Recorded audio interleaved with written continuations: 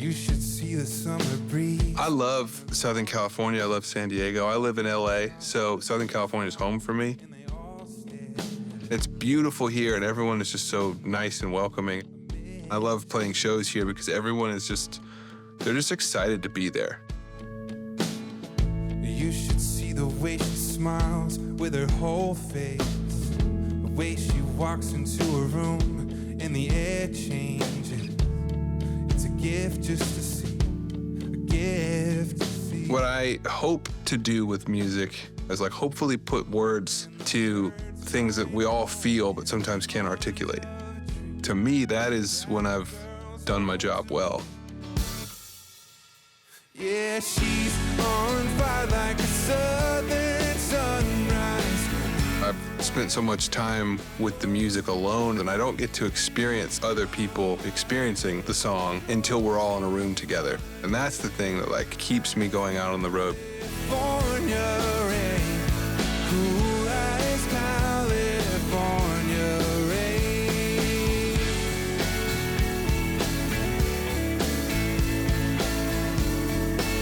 I get most of my best ideas when I'm just out in the world experiencing life.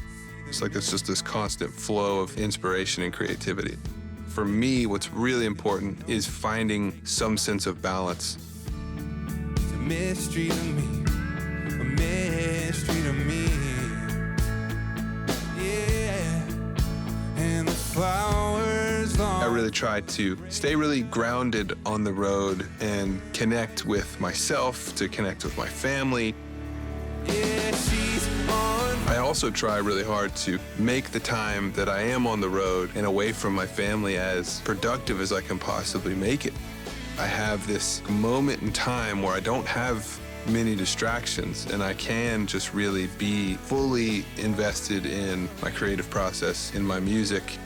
And writing about my life brings me closer to the things that I care about the most.